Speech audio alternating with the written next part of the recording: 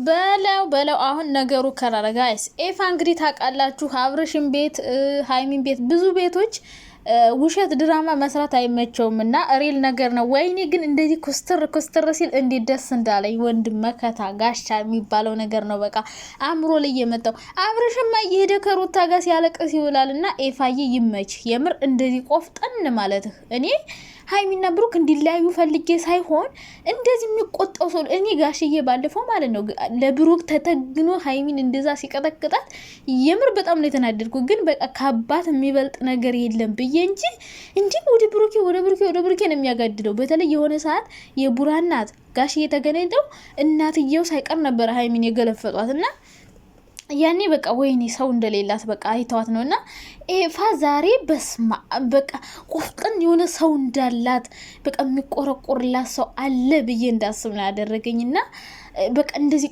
ቁጥጥ ሲል በጣም ነው ደስ ያለኝ። የምር በቃ የምር እውነቱ ነው። በቃ እኔ የልቤነትና እንዲጨምለቅልቅ ነው ያለባት። አዎ እላዩ ላይ ሽንቴ ምሬንዳ ነው ያለው። ካልፈለግሽ ተይው እያለ ቀውን እያነኳኮረ ልክ እሷ እንዳጠፋች ሁሌ ብሩክ ያጠፋል፣ ሃይሚ እንዳጠፋች ሁሉን ጥፋ ሃይሚ ላይ ሁሉን ጥፋ ሁሉም ሰው የሚከምርባትና እንደዚህ ወንድም ሲቆጣው ኩርኩም ሲያደርገው ስነ ስርዓቱን ይዛል፣ መስመሩን ይዛል። ሃይሚን ላለማጣት ሲል ይሄን የሚያደርገውን ነገር ያቆማል። እስካሁን ብዙ ነገር ሲያደርግ እንደውም ታግሰውታል። የምር ኤፍሬም ታግሶታል እና ሃይሚዬ ደግሞ አሁን የፈራችው ኤፋ እንዳይሰደባ ምናምን ነው። እንዴ አንቺ እስከመቼ ነው ራስሽን እየተጎዳሽ እንደዚህ?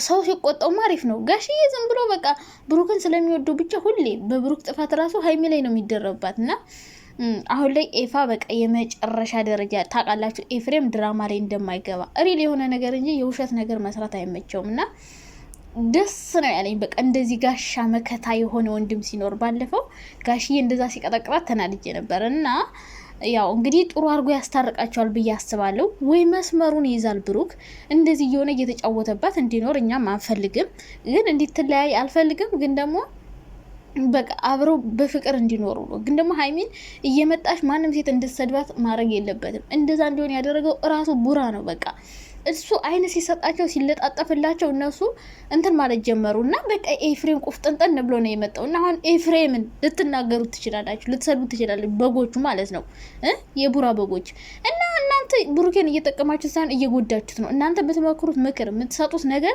ብሩኬ ሃይሚን የበለጠ እንዲያጣት የሚያደርግ ነገር እንጂ ምንም ወደ ሃይሚ የሚያቀርብ ነገር አትሰጡትም። ከዜት ጋር ሲመጣ በርታ፣ የኛ ጀግና፣ የኛ ቀብራራ፣ የኛ ቆንጆ ከዚህ በላይ ሴቱን በተራ ታሰልፋለ ምናምን እያላችሁ።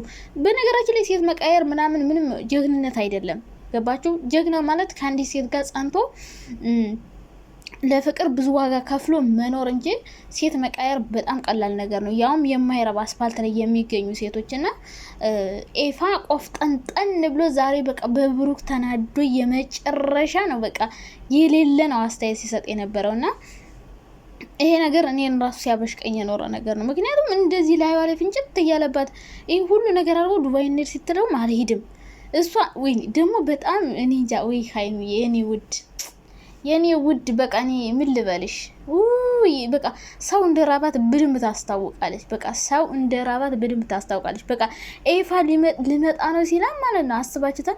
ፍንድቅድቅ እያለች ነበር መጀመሪያ። በቃ ሰው መጣ ቤት ሊያይልኝ ነው የሆነ ክብር ይሰማችኋል። የሆነ ድግ ብላችሁ የሆነ ወንድሜ ሊመጣ ነው በቃ ፍንድቅድቅ ብላ ማለት ነው ግብ ሰርታ ምናምን። የኔ ውድ በቃ እኔ እንጃ ብቻ እኔ በጣም ነው ታሳዝነኝ አንዳንዴ ሃይሚ ማለት ነው። በተለይ ከብሩክ ጋር ሲጣሉ በቃ የኔ ውድ የኔ ቆንጆ በቃ የሆነ ቤተሰቦቻችሁ በእናንተ ስኬት ተደስተው ቤታችሁ ሲመጡ ምናምን የሚሰማችሁ ደስታ እና በቃ ደስ ብሏት ወንድሜ ሊመጣ ነው ብላ ፍልቅልቅ ምናምን እያለች ማለት ነው የኔ ቆንጆ ብቻ ግን እኔ በቃ የኔ ምስኪን ነገር። ለማንኛውም ማለት ነው ኤፋ እንደዚህ ቆፍጠን ብሎ ብሩክን ማስደንግጥ አለበት። ማለየት ሳይሆን ማስደንግጥ። አዎ ይሄን ነገሩን እንዲያቆም ወንድም እንዳላት ቤተሰብ እንዳላት ማወቅ አለበት እንጂ ብሩኬ ሴት አምጥቶ ከዛ የሆነ ነገር እንዲህ አጥፍተ ነበር እኮ ስትለው እቃ መስበር ሃይሚ ላይ መጮህ ከፈለግሽ ኖሮ እንደፈለግሽ ትጮህብኛለሽ፣ ጨቀጨቅሽኝ፣ አሰለቸሽኝ፣ አደከምሽኝ እያለ ታማተኝታ እንደዛ ሲገፈታተርባት ደሙ ፈላ።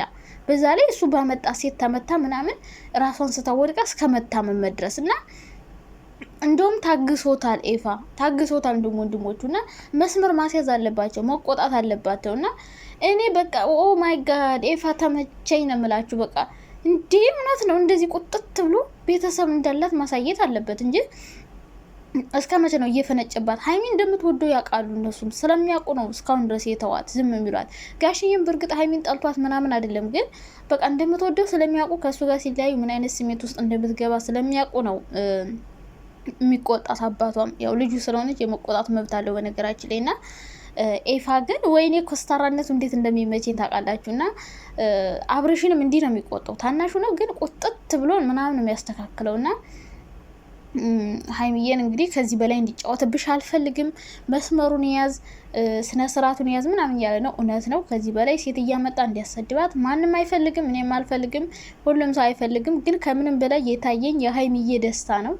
በቃ ወንድሜ ሊመጣልኝ ነው ብላ በጣም ነው ደስ ያላት። የሆነ ትልቅ ቦታ ደርሳችሁ ቤታችሁ መጥቶ ምናምን ወንድማችሁን እንትን ስትሉት ደስ ብሏታል። ግን ጭራሽ እንዲህ አልጠበቀችም። ግን ስላመማት የሆነ ሊጠይቀኝ ሊያየኝ ምናምን መጣ ብላ ነው ፍንድቅድቅ ስትል የነበረውና መጨረሻ ላይ እንግዲህ ከቤት ላስወጣሽ ነው ብሎ ነው ያመጣት። እና እንግዲህ ያው ብሩኬ መደንገጥ አለበት። መለያየታቸው ትክክል ነው አለልም፣ ይለያዩ አለልም። እኔ ግን ብሩኬ ይህን ነገር ማቆም አለበት። ካላቆመ ሀይሚ ሁሌም ስትጎዳ ነው የምትኖረው። ዛሬም ነገም ከነገ ወዲያም ሁሌ ስታለቅስ ራሷን ስትታመም ነው የምትኖረው። ምክንያቱም ይሄ ነገር እያለፈች እንግዲህ ባለፈው በዳኒ ፍቅረኛች ማነው ኮልታፊድ በሷ አለፈችው። ከዛ የእዩ መጣ፣ እዩ አረገዘች ተባለ፣ እሺ ተባ አለፈችው። አሁንም ሌላ ሴት መጣች፣ ይህንም አለፈችው። ከማለፏ በላይ ደግሞ እየመጣች ተጠፈጥፋታለች። እንዴና ይህ ሁሉ ነገር ሲፈጠር በትዕግስት እያለፈች ነው። ስታልፈው ልጁ ከዚህም በላይ ሊሆን ይችላል። መደንገጥ አለበት። የሚያስደነግጠው ሰው ያስፈልጋል። ባለፈው ጋሽ እሺ ሀይሚ አንቺ ረፊ የሆነ ሀይሚ ላይ ሲቆጣት አባቷ ብሩኬ መጨረሻ በቃ ሀይሚን ልክ እንደ ጥፋተኛ አድርጎ እሷን ነበር እንደውም ሲወቅስ ነበር። እሱ ነበር ሲለመን ነበር እሷ አጥፍቶና ሀይሚ ደግሞ ፍራቷና ስጋቷ በቃ እንዳይጣሉባት ነው። በእሷ ምክንያት ሰው እንዳይጣላባት፣ በእሷ ምክንያት ምንም ነገር እንዳይፈጠር ትፈልጋለች። እና በጣም ፈርታ ነበረ እስከሚወጡ ድረስ። ምክንያቱም ኤፋም ተናዷል። ብሩኬን ቢመጣ ብዙ ነገር ይናገረዋል። በዚህ ሁኔታ ኤፋ ራሱ መናገሩ አይቀርም።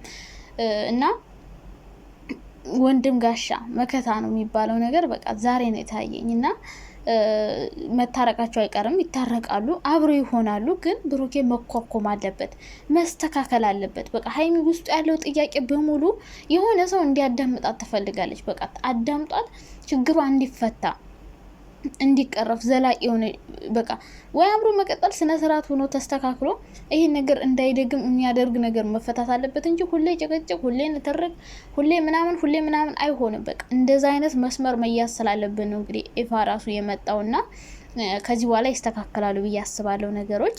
ከዛ ውጭ ግን ሀይሚዬ እግዚአብሔር ሁሌም ከአንቺ ጋር ይሁን። ግን ከብሩኬ ጋር መቼም እንዲለያዩ አልፈልግም። ኤፍሬምም ተረጋግቶ ያስታርቃቸዋል ብዬ ነው የማስበው እንጂ እንዲለያዩ የሚፈልግ አይነት ሰው አይደለም። መስመር እንዲይዝላት ነው የሚፈልገው።